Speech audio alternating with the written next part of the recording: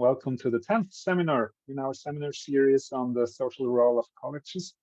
I first wish to acknowledge this land on which the University of Toronto operates. For thousands of years, it has been the traditional land of the Huron-Wendat, the Seneca, and the Mississaugas of the Credit.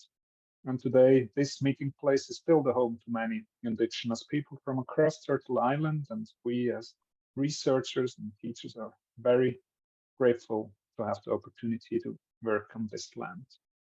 So it's really great that we were able to establish this community of people who are very interested in this worldwide developments on colleges. And the seminar series that this talk is part of was organized by Professor Lisa Wheelahan, Professor Gavin Moody, and myself, Jacob Koss, with the support of the Center for the Study of Canadian and International Higher Education at Boise of the University of Toronto. Special thanks to the graduate assistants, Si Young Lee, Erin Anderson, and Ahmed Su for their great support. So the series, as you might know,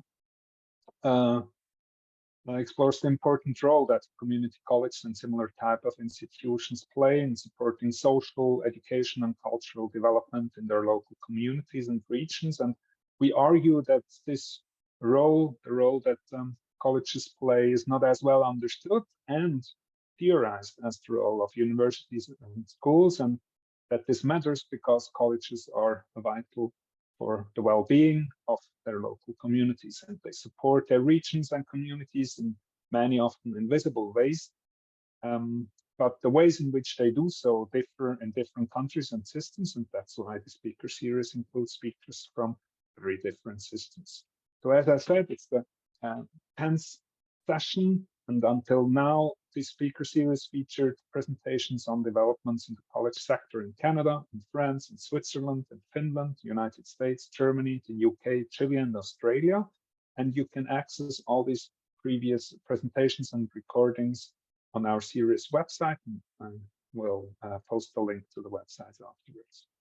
So we are very happy to continue this series with a talk from our today's speakers, Dr. Claudia Schiedeck, with the title Federal Institutes, the most recent model of web in Brazil. Dr. Schiedeck Soares de Souza is a retired professor of higher education at the Federal Institute of Rio Grande do Sul. From 2009 to 2016, she was the first female rector of the institution and holds a PhD in education from the Universidade do Vale do Rio dos Sinos. In 2018, she was a visiting scholar at Boise, and as a representative from Brazil in the World Federation of Colleges and Polytechnics, she was the vice president for the Americas in 2015. Her research interests are pretty broad. Vocational education and training and internationalization of education are very important to her. And in 2021, Claudia published a very interesting article in the Canadian Journal of Higher Education with the title Brazilian Federal Institutes and Canadian Colleges, Sharing Experiences Internationally, in which she's arguing that Canadian colleges became a significant reference for the Brazilian Federal Institutes and helped them build their internationalization process collaboratively. So probably that's also what we are going to talk about a bit later. So before we start, just a quick reminder, if you have any question during the talk, please post them in the chat, and Claudia will be happy to answer your question after the talk. And so without further ado, Claudia, the floor is yours. Thank you very much for coming. Thank you, Jacob. Well, first of all, I'd like to thank you for the possibility of being here discussing this interesting subject that is the VET, the vocational and educational training around the world. And also for the kind invitation of Lisa Wheelahan, who also welcomed me at OIS in 2018. Thank you very much. It's a great possibility to discuss the Federal Institutes, which is an important subject for me. When I talk about Federal Institutes in Brazil, it's almost like if I talk about a child, because I actively participated in the discussion and the propositions about creating this new model for professional education in Brazil. Well, let's see here. Here, okay. So our agenda for today starts from some key points that are really important to understand the importance of this model for professional education in Brazil. After this, I'd like to present some data, some relevant data that allows us to understand the Brazilian educational scenario and our world of work. Also, I'd like to briefly describe the evolution of that in Brazil. And after this, present the features of the federal institutes and their future challenges from now on. Here. Mm-hmm. First, I'd like to start with this sentence, this paragraph, which is, I think, the argument for this presentation. The history of Brazilian VET started in 1909 with the creation of 19 apprentice and craftsman schools around the country and evolved along the country's development. In 2008, the Brazilian government created the federal, my cat, where is it now? I can't see. Sorry. Here. In 1908, the Brazilian government created the Federal Network of Professional Education Institutes. The Ministry of Education at that time tasked these new federal institutes with offering free education for regions in the country without access to higher and technical education, reducing social and educational inequalities. Since then, more than 500 new campi have been created, and they have enrolled thousands of young people and adults. Despite their growth and potentiality for the educational field, President Bolsonaro's mandate ultimately affected this new project either by the absence of policies or funding. And I think that we are going to see that along the presentation, discussing mainly the challenges that we have for the future. Well, first of all, sorry, again. First of all, it's important to discuss some points that are important for us. All the pictures that are used in this presentation are official photos taken along the history of the federal VET in Brazil. And you are going to find the reference of this book at the end of the presentation, so you can look at the PDF, see the photos are almost there. Another thing that is important, VET is not an expression used in Brazil, mainly due to the word training. There is a kind of prejudice against the word training in Brazil when you talk about professional education. Why? Because training means only doing things, not educating people. So in Brazil, we don't use that. We use professional education for all systems or all networks of this kind of education. Another thing that is important, public in Brazil means free for students. There are no tuitions, no fees. The schools or the institutions are totally funded by the government. So there is no kind of, any kind of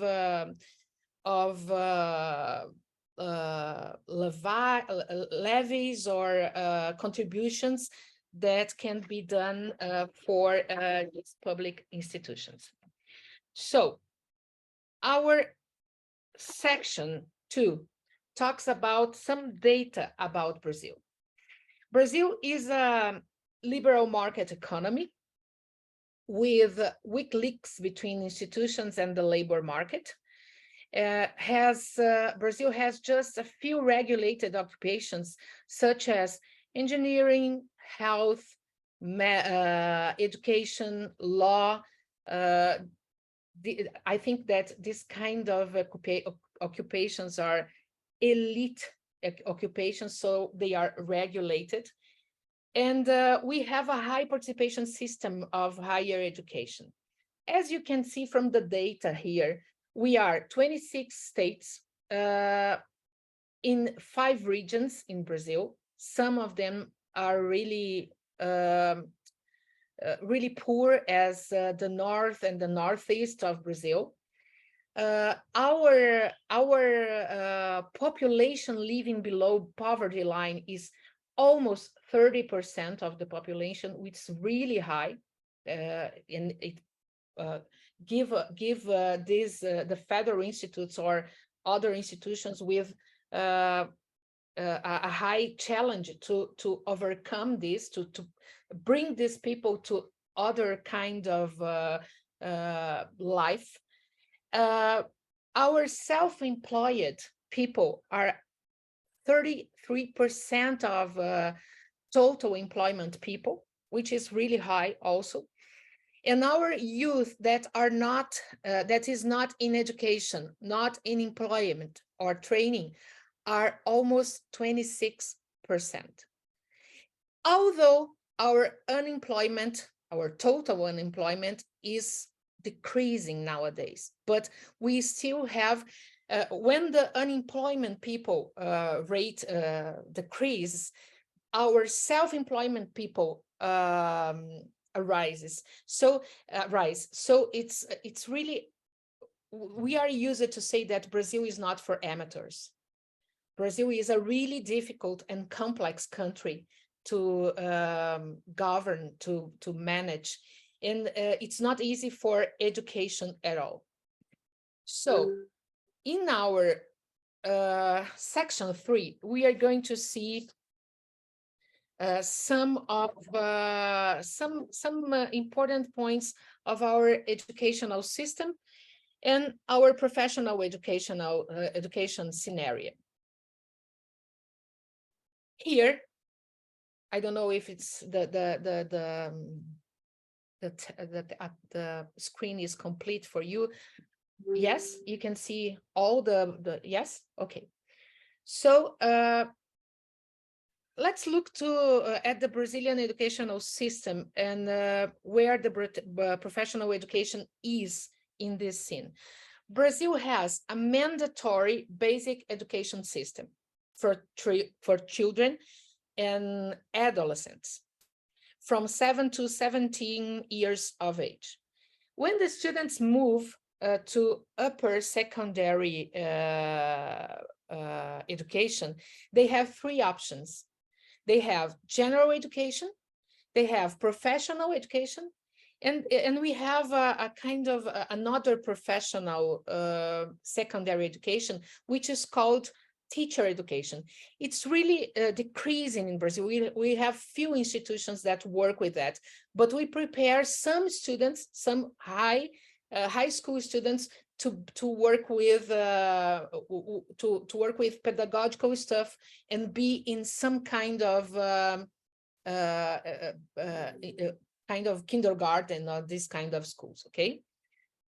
In 2022, Bolsonaro's government implemented an educational reform called New High School Model. This reformist movement provides a kind of professional, quote, okay, professional training for all students.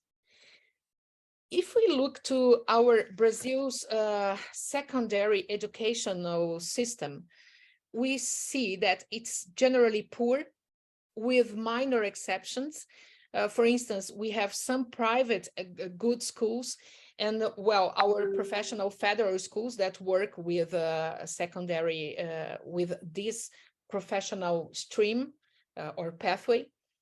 Teachers at the secondary level, mainly in public schools, earn very poorly, and our public schools were mostly abandoned for states. So academics, experts, teachers question this reform daily because it reduced hours from weekly planners for subjects such as Portuguese, math, philosophy, and other humanities. It's not, this reform was made to include technical knowledge in the curriculum. We had a similar reform from at the 70s, inspired by North American schools, and it didn't work, and it's not going to work nowadays. But the system of professional and general education in Brazil nowadays is a mess, really a mess. But well, after high school, students can choose a post-secondary course or program, a technical program, or they can go to higher education and move on to master's and doctorate. It's important to highlight that these black arrows that you can see here indicate the possible exits from the educational system. So students can finish their studies and go to the world of work at any time, okay? So Brazil is a federation based on a tripartite structure in which national, state, and municipal governments are given distinct and independent powers and responsibility. For instance, municipalities must offer primary education. They are responsible for that, funding, providing places, and this kind of thing. States are in charge of general secondary education. And the federal government is responsible for establishing educational norms and directives for the nation and the accreditation of higher education. So, although our country is huge, we have a central Ministry of Education, and the states and municipalities can rule some things, but the central norms, the central organization comes from the federal government. Here you have the higher education system in Brazil, the structure of them, and I put this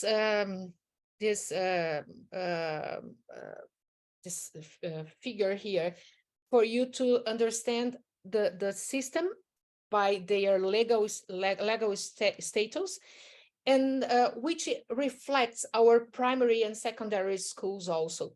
So in Brazil, we have the public, federal, state, and municipal, and which offer free education for everyone.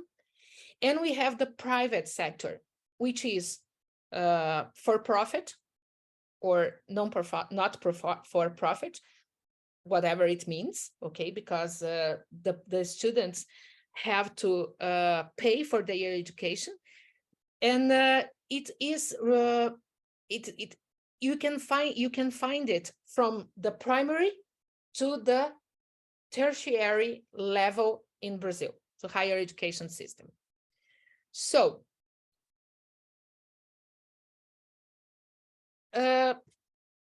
what is important here? Professional education in Brazil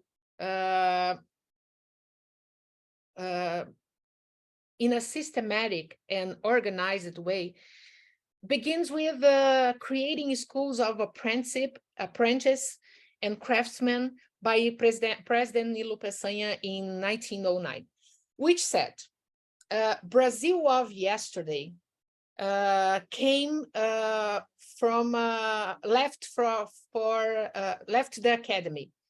For the future, it will leave the workshops. Why did he said that in 1909?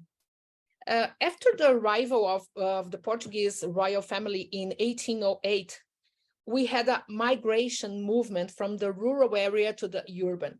At the time, the country needed to train basic labor.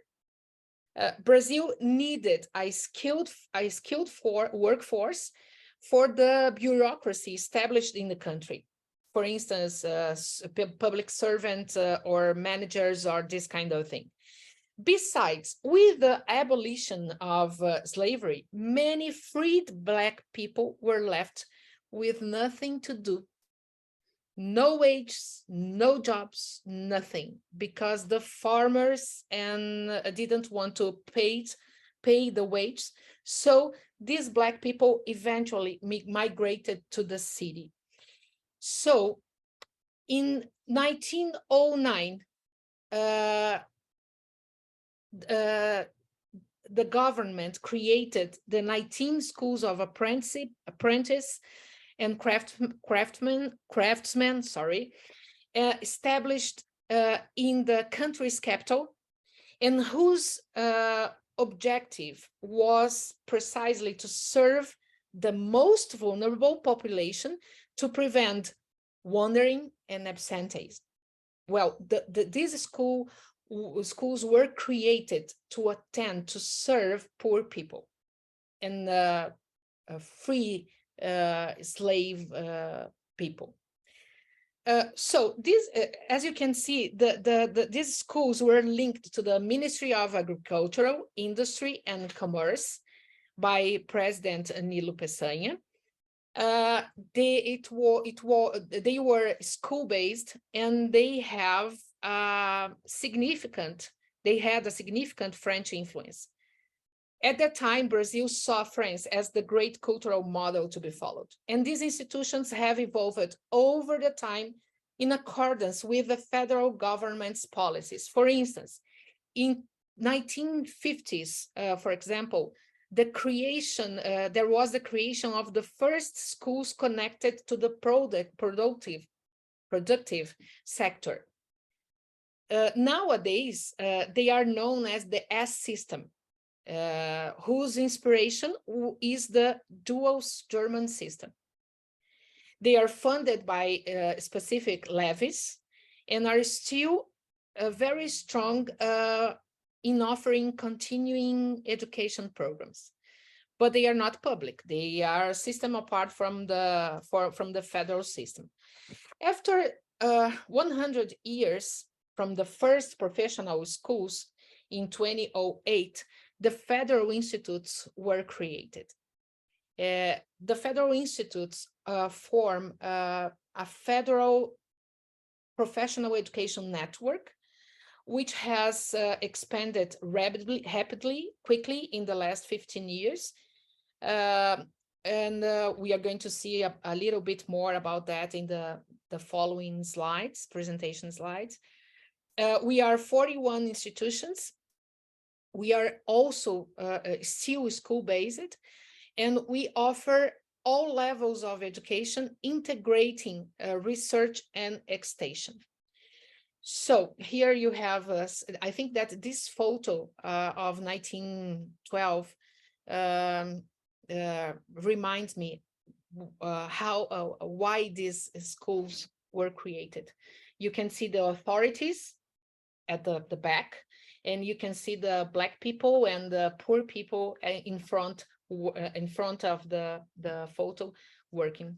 It's like this. Well, sorry.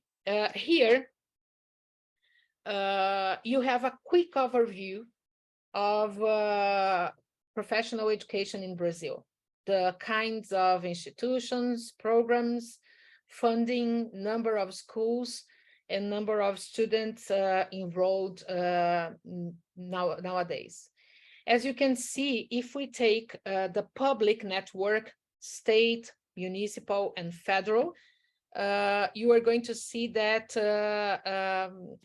the public network is the majority regarding the provision of places of a number of enrollments.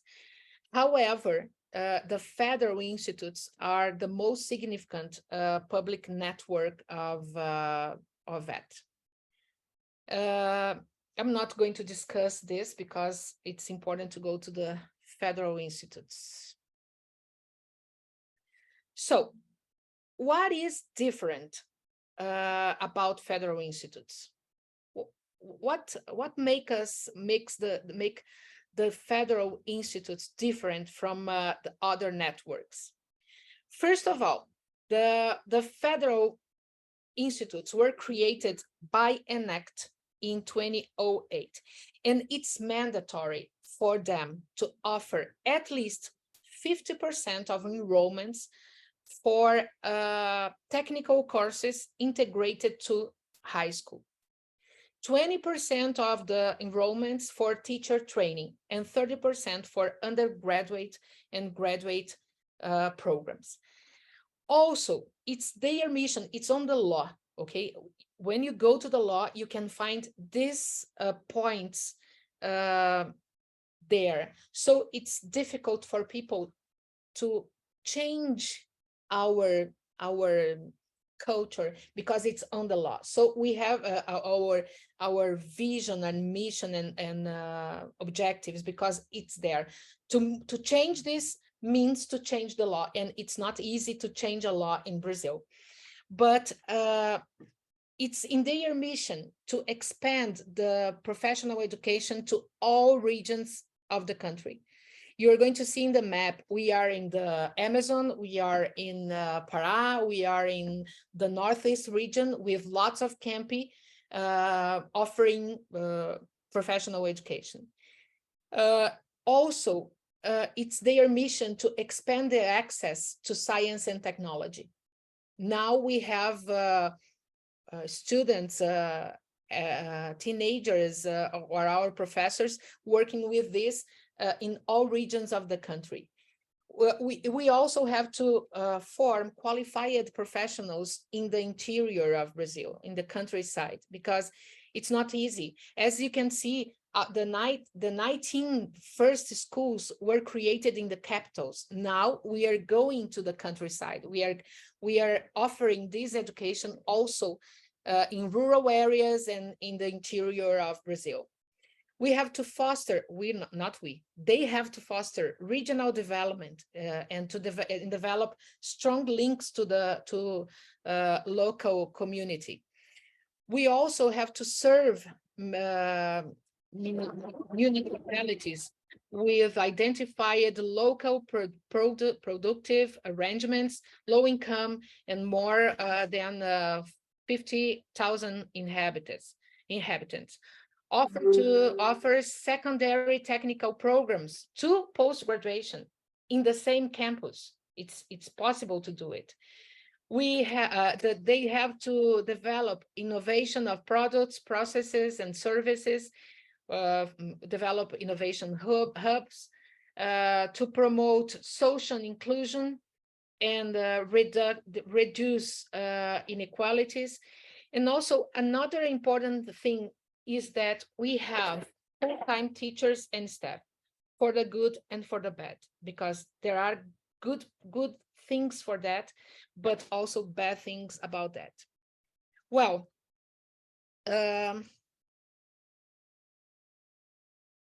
here.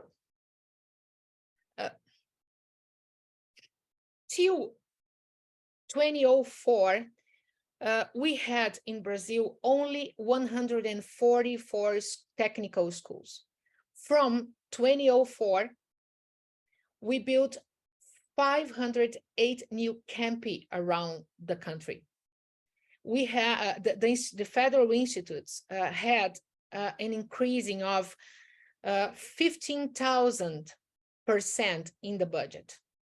And these were really important to allow the institutions, allows the institutions to build these new campuses and hire new teachers, hire new professors.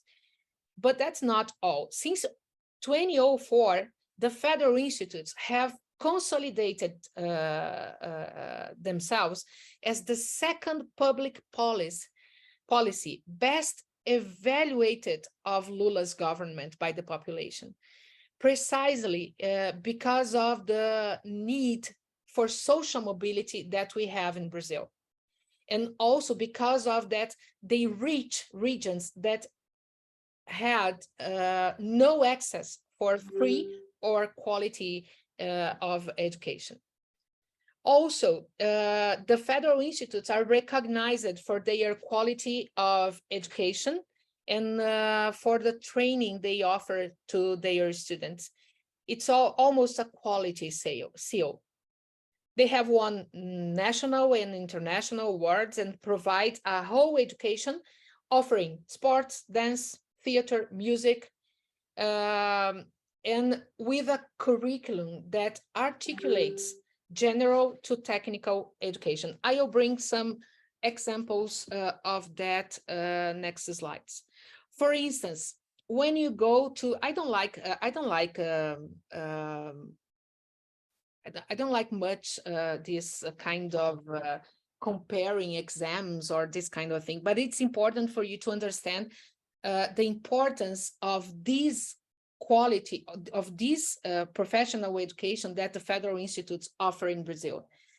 If we compare the performance of secondary schools from federal institutes with those from another countries of even Brazilian students, the average of Brazilian students, we can see that the performance of students of federal institutes are really good.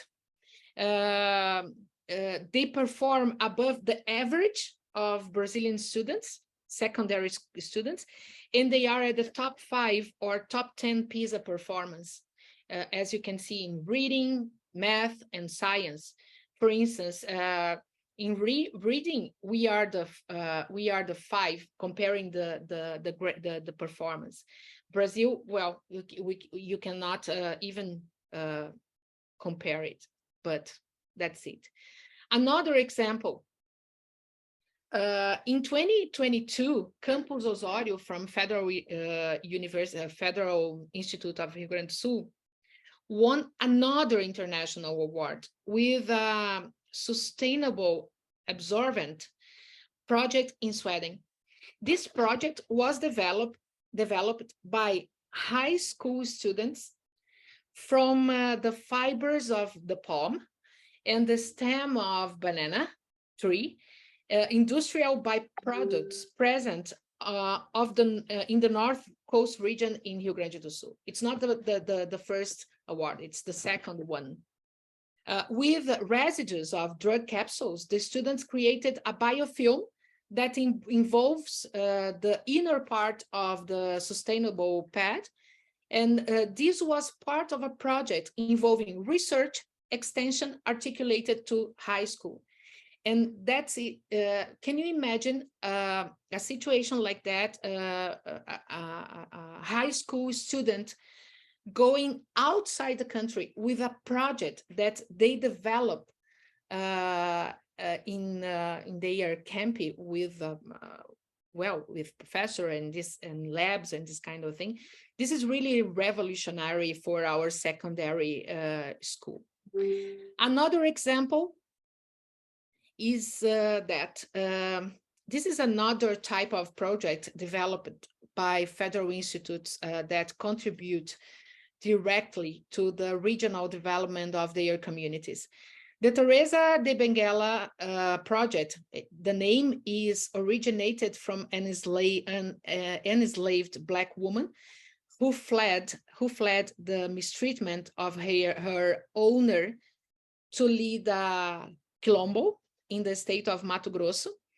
This project provides 2,000 places for vulnerable women to enable them to generate income, to give them social autonomy, and to promote female inclusion into the world of work. The project was created in 2017, but has already trained more than 1,004 women throughout this period, along these years, with initial and continuing training programs or technical. Okay. But it's not always, not everything is a blue sky. we have challenges and we have obstacles. Some of them I'm going to present to you. There are some of these challenges that are really urgent. First, to recover the funding of these institutions. During Bolsonaro's term, the government cut 50% of the funding of these institutions. The campi now have outdated equipment and have issues paying for electricity and water, among others. And increasing their budget will ensure that they can carry out their mission. It's very important for us to recover, for these institutions to recover the budget for guarantee that students can stay at school and this kind of thing.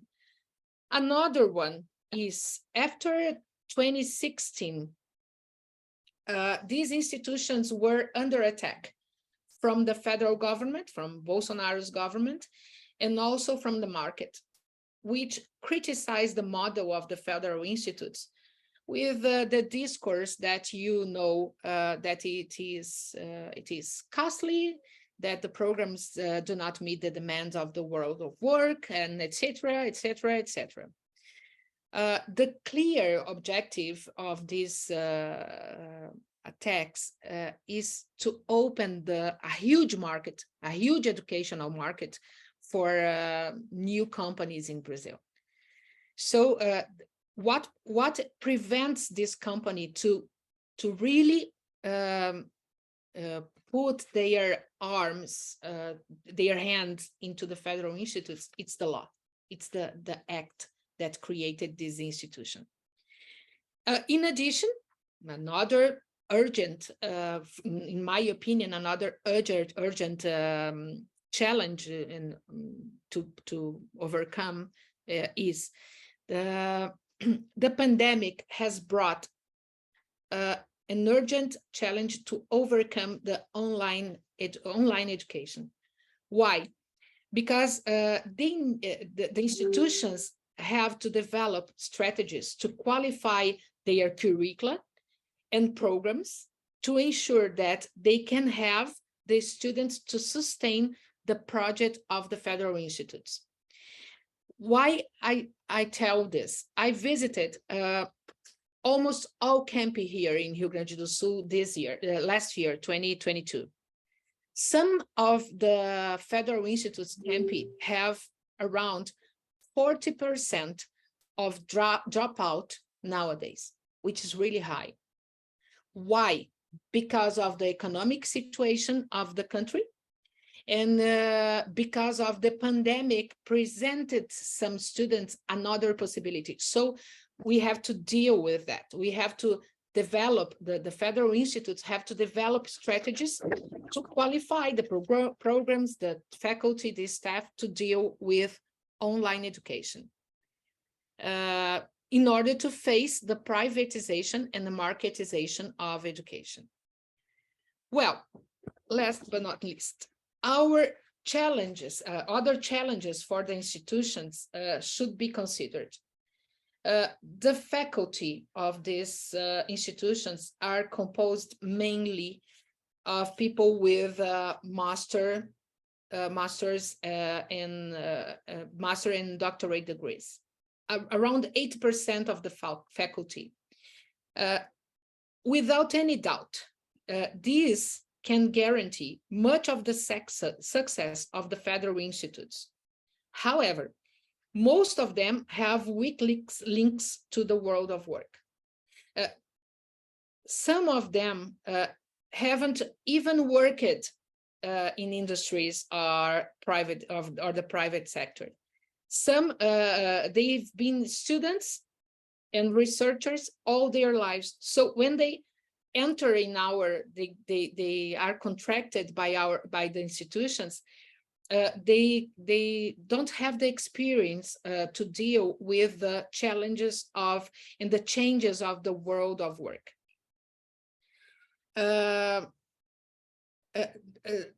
This is another fact that creates obstacles to concrete relationship with the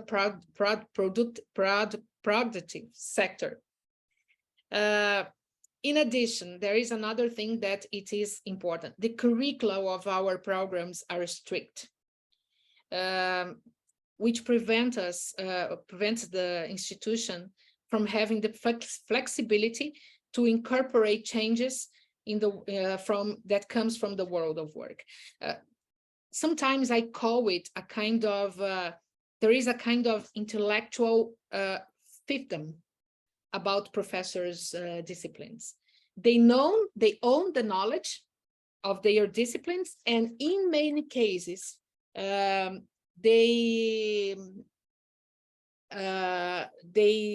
don't accept changes.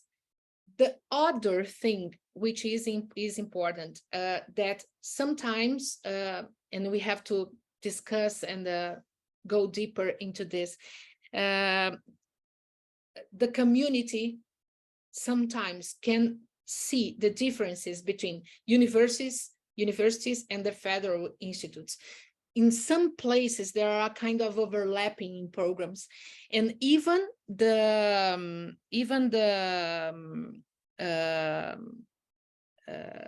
community asks the federal institutes to offer traditional courses like medicine, health, law, which is not our mission. And yes, we have, and the last one that I think it's really challenging for us is to put the institutions and the productive sector together to sit to discuss the new professions, new qualifications, because there is a kind of prejudice against each other. The productive sector look at us as an ideological institution, market as a Marxist orientation, and our professors can't look at the productive sector also as ideologically market. So sometimes it's impossible to make this kind of discussion between these two sectors. I think that's it.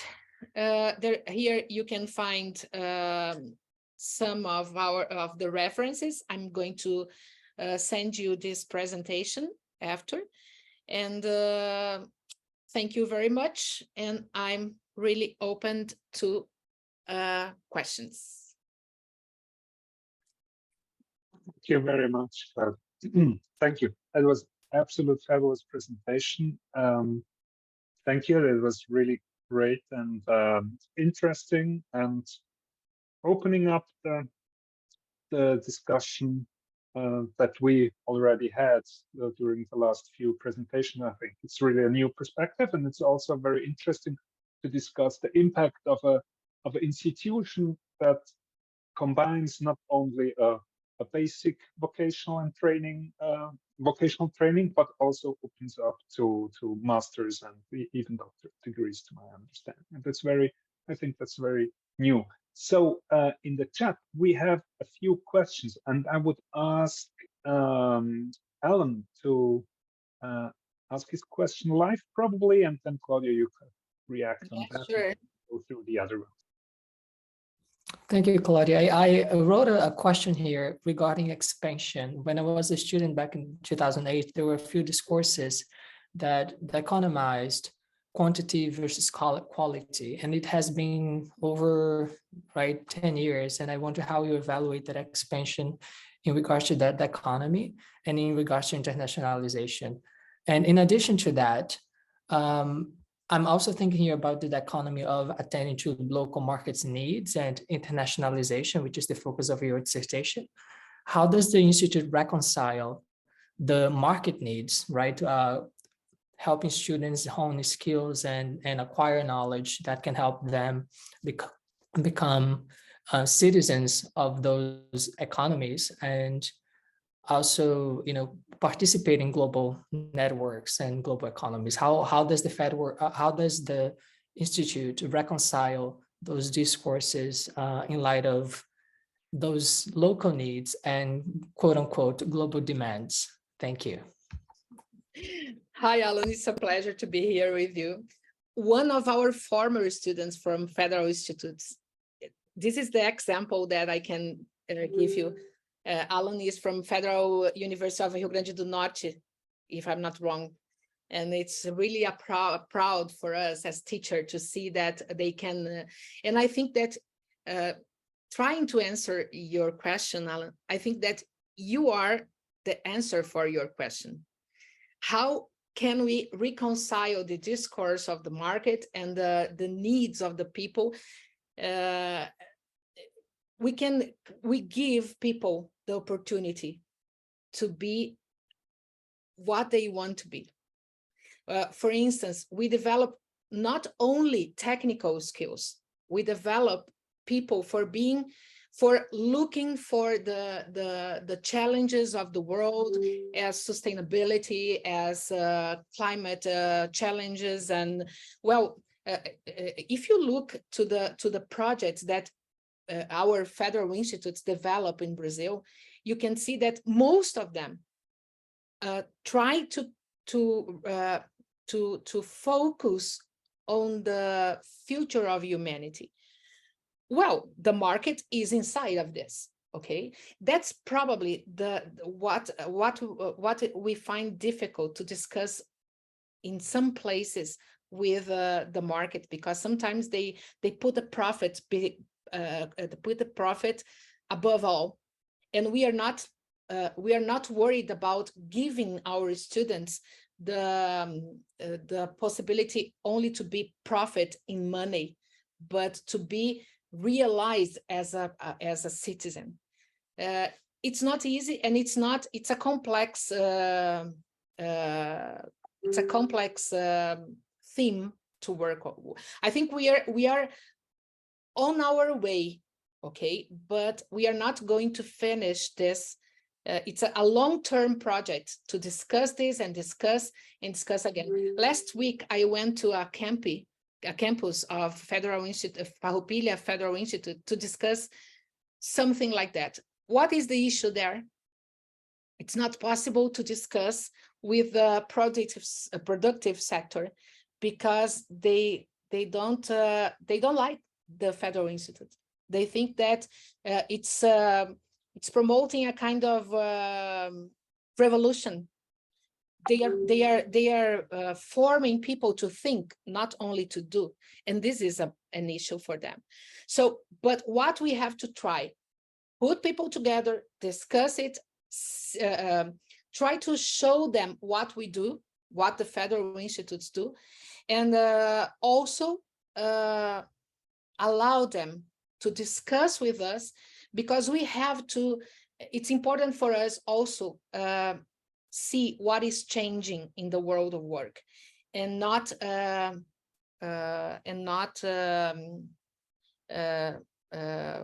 building a kind of ebony tower. I don't know if I answered you. You did. Do you think that model could be further expanded to state schools? Yes, sure. I think there is a discussion about that. Nowadays, what is the discussion now in Brazil? That our secondary school is really poor, it's not working to this. So what is the system that became a kind of reference is the Federal Institutes. So we are discussing the possibility of federalization of secondary schools. Yes, we are discussing. It's not easy because we have the new high school model that's really awful, but we are trying to do it. I think that there is a way for that in Brazil. Okay, thank you very much. I think Hans is next on the list with a question to Alex. Yeah, okay. Yeah, thank you. Yeah, I'm from the Netherlands. I'm from I'm representing a community of practice around level 5 in Europe. We're talking about the European qualifications framework. Yeah, 5 is between 4 and 6, but also looking at vocational education training in Europe and higher education, there's a gap. They were talking about dropouts, a lot of them. So we are fighting to have more flexibility. But universities in Europe, they started the Bologna process and they say, yeah, the first real degree is the bachelor and not the associate degree or the foundation degree like in etc. So we are fighting for having more flexibility and having, like in the United States and Canada and Australia, community colleges. Do you have ideas for having such institutes for level 5, like the community college? Maybe it's connected to higher vocational education and training. Maybe what we call in Europe is short cycle. I don't care. But if you're having such kind of intermediate colleges, etc., that's my question. Yes, well, this is interesting because when we discussed the creation of the federal institutes, in fact, most of our managers and directors and rectors didn't have, and nowadays they don't have also any kind of idea probably what was going on the world. And when I went to CIHE and I could read some things and deep my studies in VET systems and structures, I found that I discovered that this movement of changing institutions to offer higher education is a movement that is happening around the world. It's not happen only in Brazil. What is different about Brazil? I think that there is a difference in Brazil, that we provide secondary education integrated to technical, secondary education integrated to technical programs. It's not common to see that. Maybe I think that Lisa sometime told me that we can find some similar thing in Quebec, in the CIHE, if I'm not wrong, okay? But so the student enter in our institutions, and if they want, they can go on, because they can go to a higher education program, or even at a post-graduation at the same campus, because we have some campus that have master and doctorate. There is some campus that there are some campi that can offer that. So this is different, and also the thing that we can offer to all of our students: research, extension, and education. Not only with technical skills, but with general knowledge.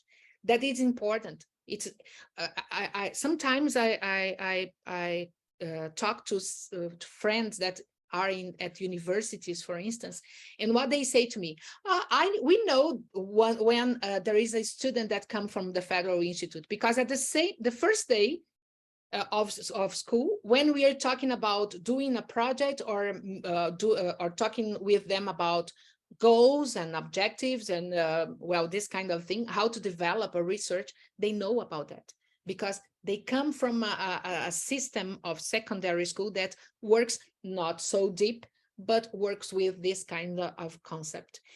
So yes, I think that there is a possibility of working with that. It's not easy in Brazil. The model in Brazil is really revolutionary, and I think it is. But what is difficult about that is that we have few higher education institutions at the countryside, in the countryside. So when a Federal Institute campus arrives at the community, the people want, I want higher education. And for us, it's not important. Higher education, it's not our main goal. our goal there is to offer technical programs integrated to high school, to qualify these students and to offer other possibility. So it's not easy for us also. And I think that there is a lot of confusion about models and this kind of thing, lots of things that sometimes overlaps, federal institutes with university centers. Brazil, as I said, Brazil is not for amateurs. Thank you. Thank you very much, Claudia. Sorry. We have a question from Anne Charles about blurring of stratification within higher education.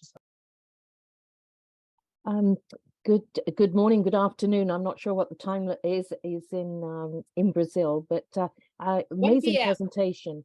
I beg your pardon? 1 p.m. Oh, 1 p.m. So good afternoon. I found the presentation really, really interesting, and I work in the college sector in Ontario, and it's a very large college sector, as you know from your time spent visiting here and at OISE. And for many, many years, we have had this distinction, this binary divide. And even though we have expanded, we have many professional programs and postgraduate programs and bachelor's degrees, there is still sort of this divide, although it's blurred. And I found it very, very interesting that the VET programs in Brazil have been called professional education. I know it's a bit of a marketing title, but I wondered whether or not there was some merit to a conversation, certainly here in Ontario, about sort of rebranding or renaming in that way. And but I particularly I was interested to know whether or not, because it's called professional education, whether the enrollment of students really has sort of broken down that stratification divide, and whether some communities, I'm sure it might be community specific, but whether you get all social groups enrolling in the federal institutes where they can. Thank you. Well, I don't know if I got the question, okay, about the expression professional education. What's your doubt about that, Carol? Yeah, sorry, professional education. So we would call it applied. I beg your pardon.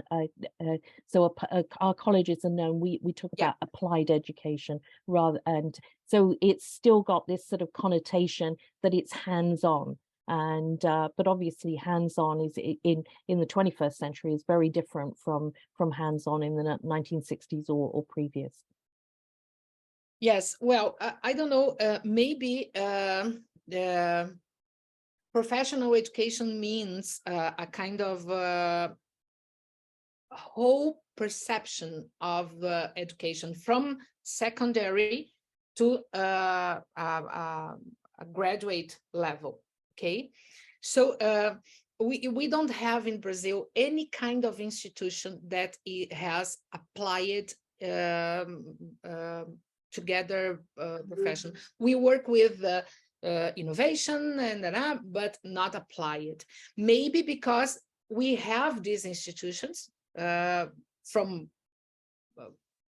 a century, okay, because they were created in 1909 and developed along the development of the country. So and it's interesting because when we talk about attracting students to our institutions, we have some kinds of protective laws that guarantee or oblige or are mandatory for these institutions, that they have, for instance, to separate 50% of the places for students from public schools. Because in some point of the history of this federal network, these schools became elite schools. People who had more possibility to have a good quality education went to these schools because they passed the entrance exam. There is an entrance exam for these institutions. And well, they had stimulus at home. They had parents that helped them with facilities and equipments and this kind of thing. So it's easier for them to pass the entrance exam and occupy places for people of people that didn't have the same qualification to be there. So nowadays we have an act, a law that says that we have to separate 50% of these places for students that come from public primary schools.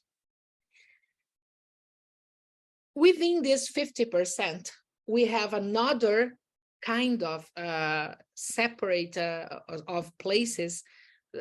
I think it's 25% of the places of this 50% for Black people. For vulnerable families and people that declare that they are descending from Black people and from brown people. So we have a kind of affirmative acts that allow us to reach more the vulnerable people in places all over the world. And this is also an act that affects the federal universities. It's not only the federal institutes, but the federal universities also. And if I think that re-entitling that as professional education, I don't know, my opinion, I think professional education is better than that. I don't like the word training because I don't train my students.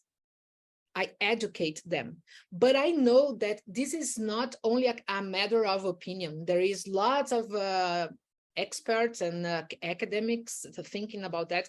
So, and maybe when you give another status, calling the institutions professional education institutes, for instance, you are going to give higher status, and some people maybe didn't like that. But I prefer professional education. I think it's broader, and I think it reduces the low status of our institutions. I talk too much. No, that's perfect. Just what I wanted to hear. Yeah. And so we have a number of our colleges are what we call ITALs, or Institutes of Technology, but they still have trouble sort of overcoming that divide. So I think maybe the conversation needs to broaden. I'm sure Lisa has probably got lots to say about it, but thank you. Thank you. Yeah, Lisa raised the hand.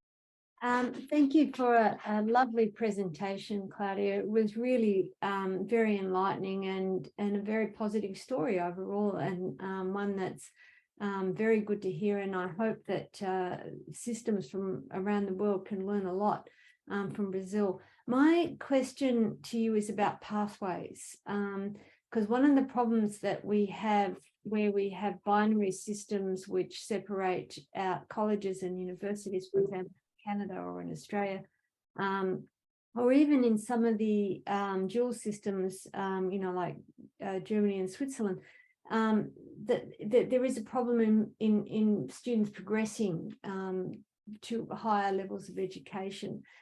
Is that, how do the federal institutes manage that? Are there pathways built in to the design of programs so that students have the opportunity to study at the next level up in their field?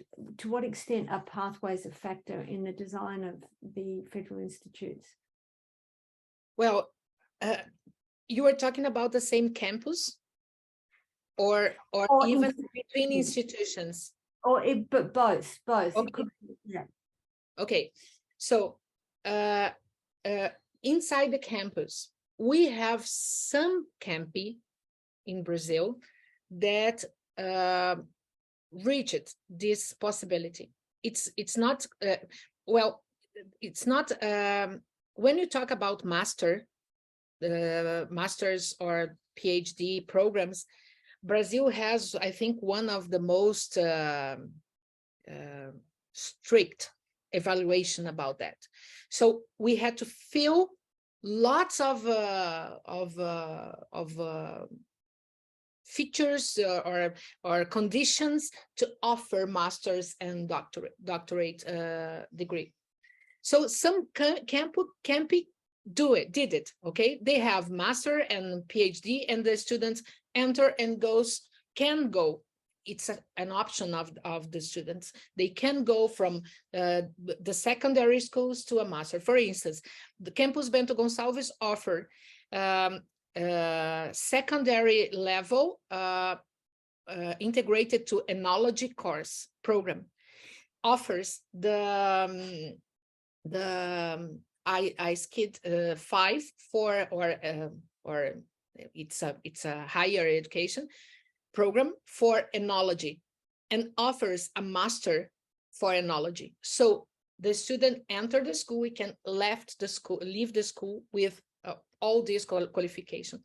But I think the most important flexibility is between institutions, because any student of our campus can go to other institutions or university. There is any kind of condition for this to happen. I don't know if I was clear, but it's really a thing. For instance, if I want to go to medicine, I can leave the federal institutes and take medicine program in a federal university or a private university. There is no condition for this to happen.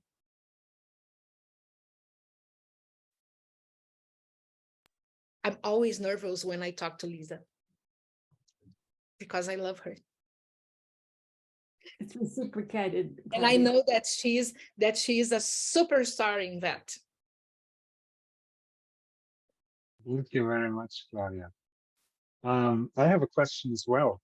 I was so when we look at the development of the education system then as a whole in Brazil, we could state that still these federal institutes are still considered to be a pretty young institution, right?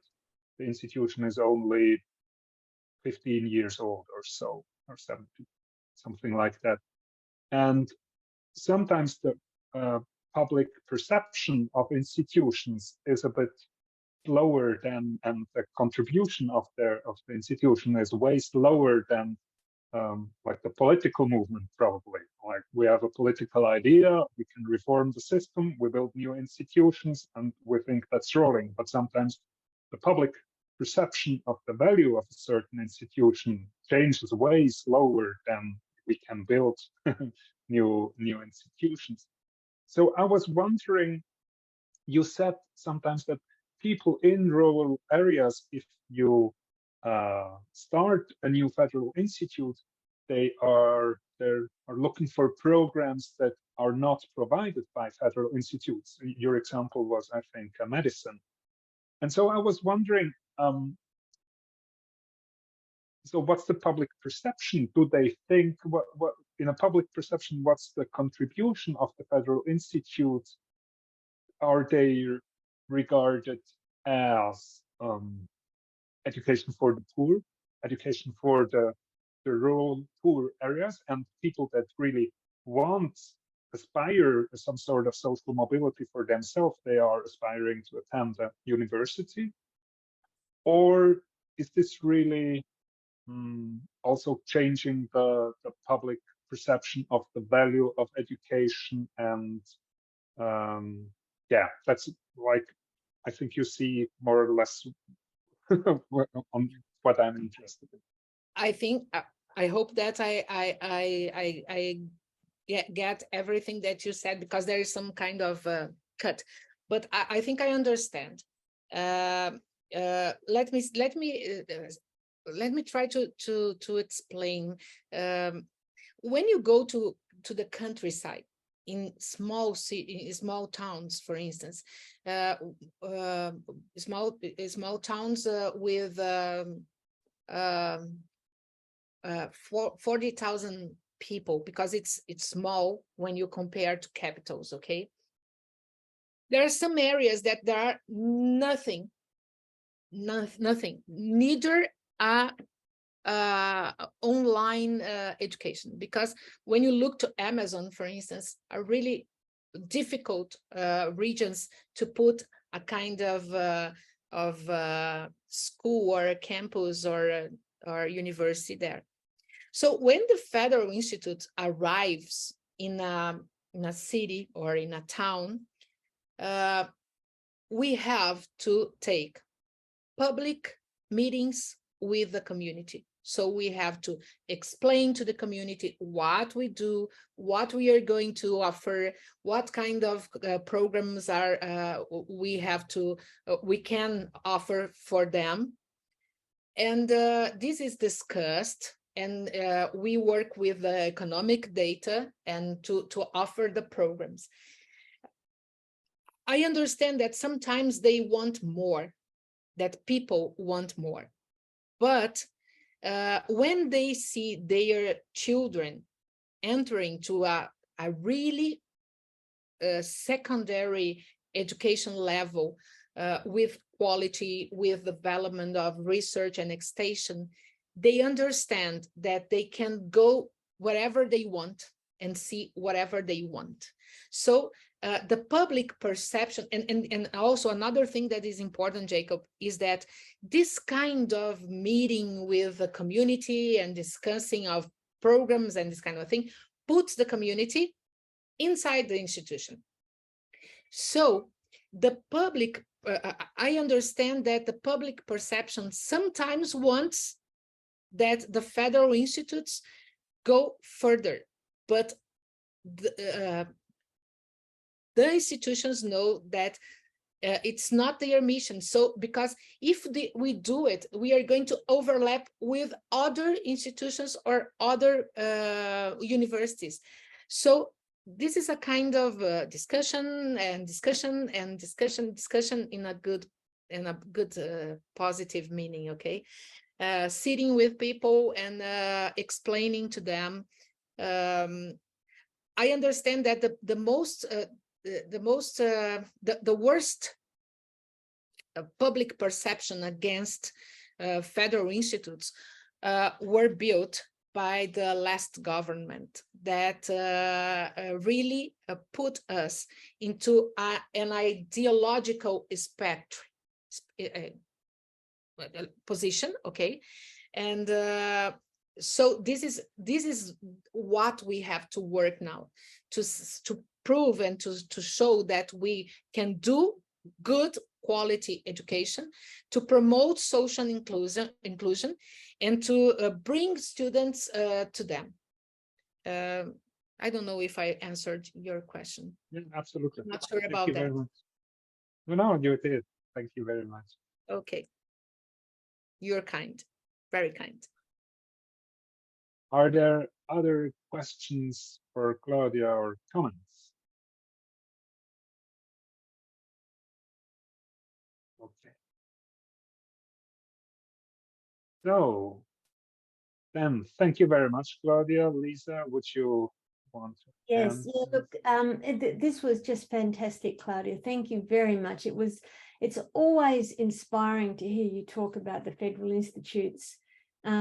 As someone who's been involved right from the very beginning, who's passionately committed to the social mission of the Federal Institutes and who's helped make that a reality, it's just wonderful to hear you talk about it, to talk about its origins, the role that it serves.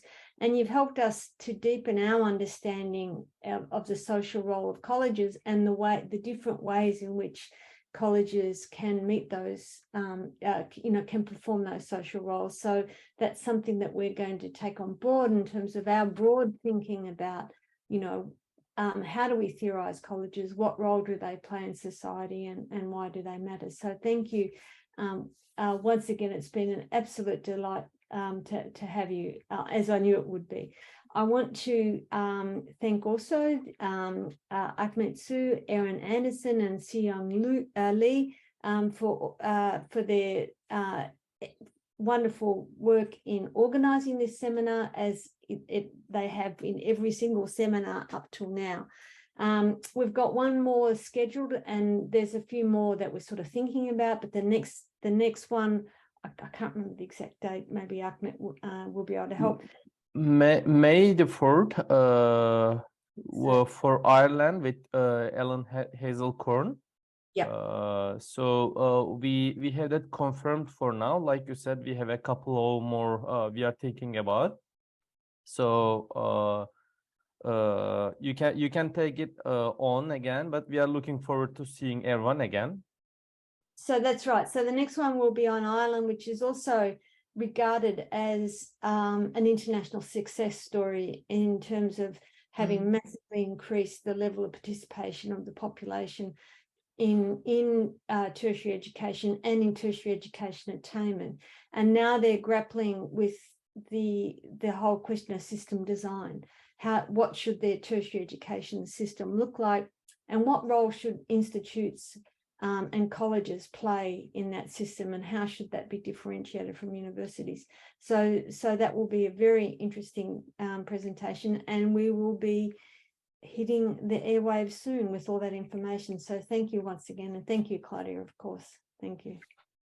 Thank you, everyone, and thank you, Lisa, for inviting me. Pleasure. Okay, thanks everyone. Bye-bye. Thanks.